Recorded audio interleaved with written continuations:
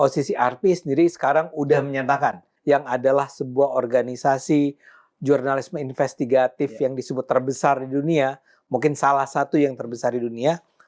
Artinya mereka punya investigasi ya, dan mereka menyatakan mereka nggak punya bukti, ya. Bukan kami yang bilang bahwa Jokowi itu adalah seorang pemimpin yang korup, kata dia ya, kata mereka.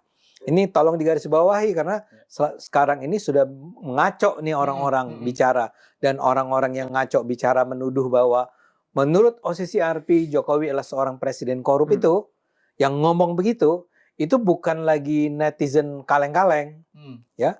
Ada banyak sekali tokoh terkemuka yang menganggap bahwa temuan OCCRP, saya ulang ya, temuan OCCRP, sesuatu yang secara tegas dibantah oleh OCCRP, nggak ada temuan OCCRP.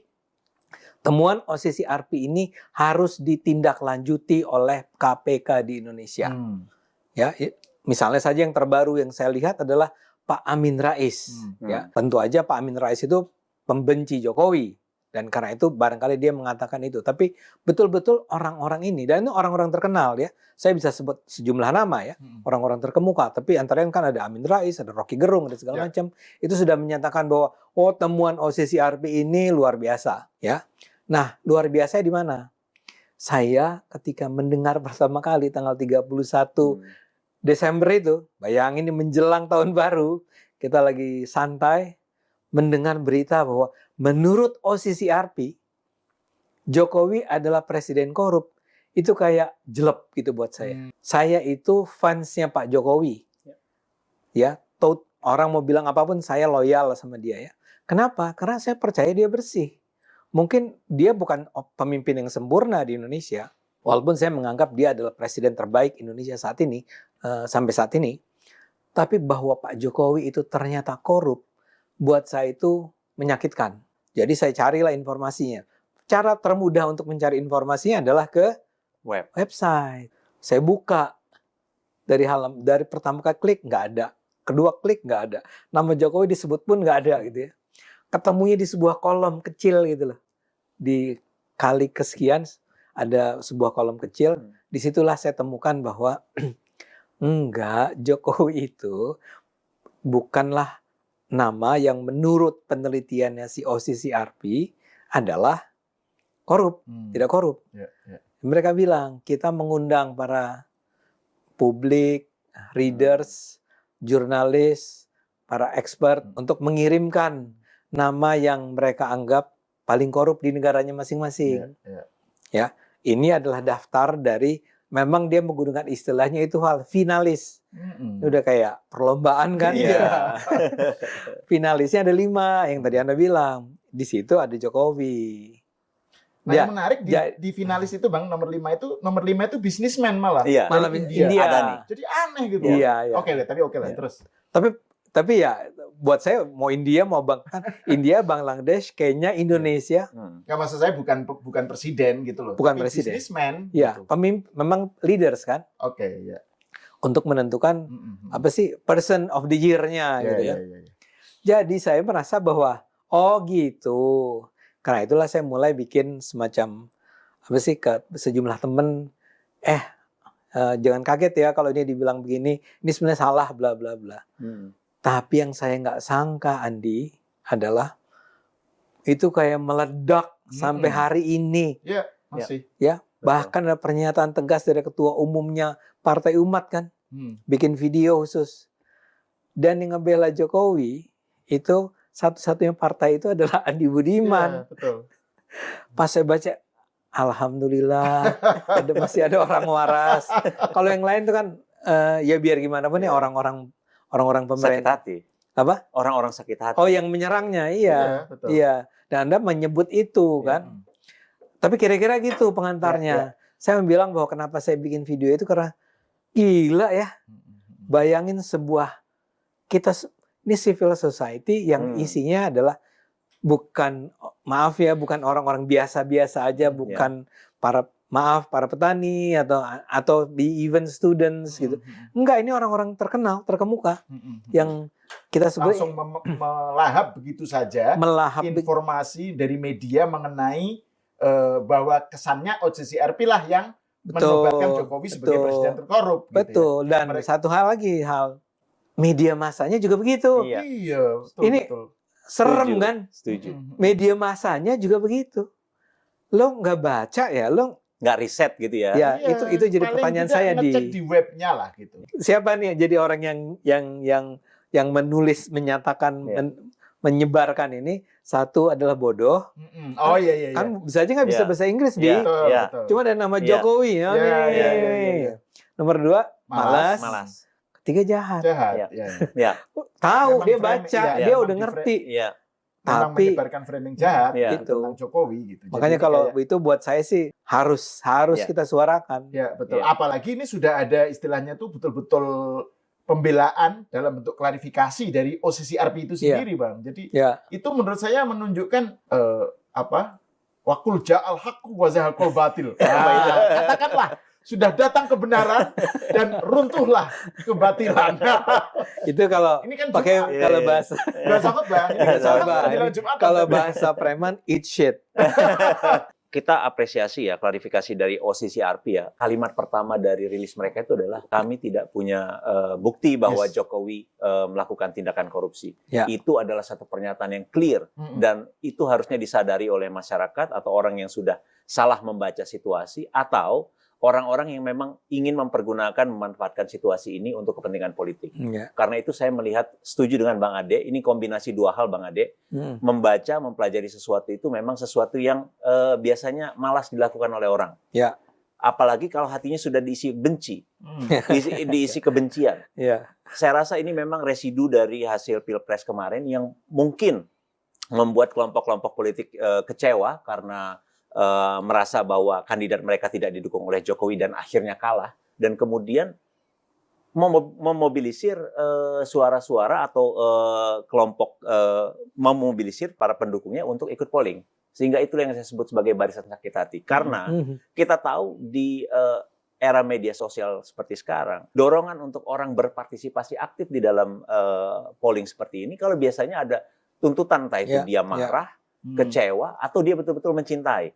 Jadi biasanya. Ya. Nah, ini agak aneh juga kalau kita lihat. Kalau misalnya diklaim bahwa itu adalah suara representasi suara masyarakat Indonesia, publik Indonesia. Karena pada kenyataannya, Pak Jokowi itu approval ratingnya masih di atas 75%. Ya. Jadi pertanyaannya, kalau masyarakat Indonesia 75-83% itu puas dan percaya dan suka dengan kepemimpinan Pak Jokowi, maka yang ikut polling ini mewakili suara siapa? Yang 20. Ini suara siapa? Suara 16% Ya. atau suara siapa? Itu patut kita pertanyakan. Kemudian hal lain yang memang harus kita perhatikan juga adalah bahwa ini ada kelemahan metodologi dan itu diakui oleh OCCRP ya. Bahwa mereka mengakui di dalam rilis terbaru, poin kedua, bahwa kami menyadari bahwa nominasi atau penghargaan ini sering disalahgunakan untuk kepentingan politik. Dan itu tepat yang terjadi saat ini.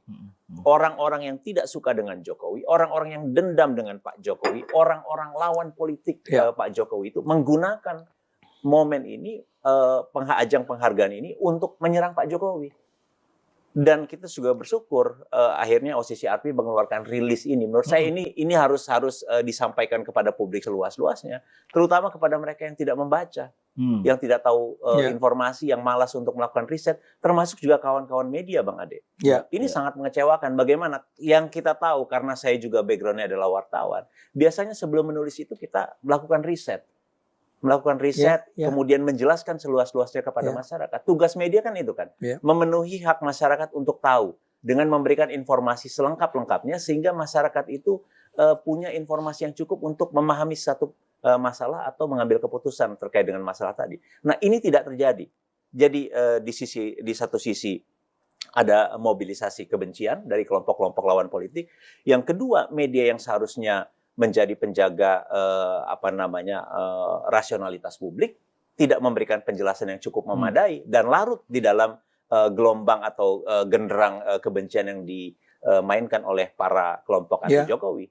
Nah, ini sesuatu yang mungkin saya pikir ini jadi pelajaran yang sangat penting bagi Indonesia untuk dalam aspek kedewasaan kita dalam berpolitik, dalam berdemokrasi gitu loh.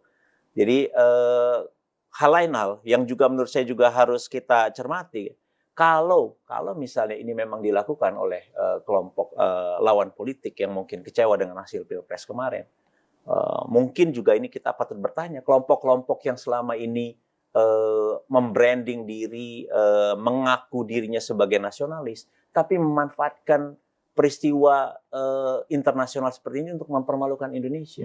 Ya. Ini juga jadi catatan penting juga. Kalau misalnya ini memang betul terjadi gitu ya, ini sangat mengecewakan. Jadi karena bagaimana mungkin Indonesia dipermalukan dengan cara-cara murahan seperti ini? Menurut saya ini cara yang sangat murahan, kampanye murahan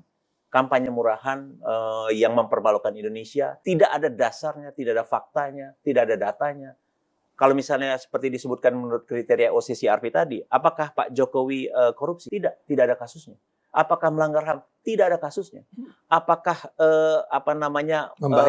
membahayakan? Tidak ada presidennya. Bahkan semua publik puas dengan Pak Jokowi, orang optimis dengan masa depan Indonesia di bawah kepemimpinan Pak Jokowi. Kalau dibilang pemilunya membuat pemilu tidak demokratis, tidak ada datanya.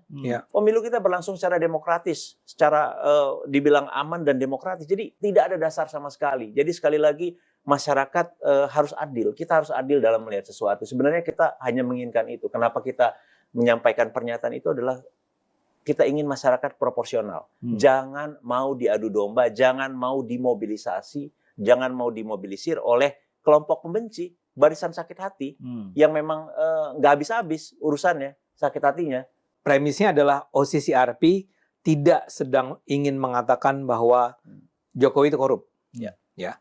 Dia bikin barangkali kesalahan yang blundernya adalah bikin finalis itu. Ya itu ya. Tapi dia tidak pernah ada satupun kalimat. Jadi even before si penjelasan rilis yang terbaru dari OCCRP ini, tidak pernah ada satupun kalimat dari OCCRP yang menuduh bahwa Jokowi itu adalah salah seorang pemimpin korup. Betul. Saya berprasangka baik. Jadi OCCRP tidak berniat untuk menjatuhkan nama Jokowi.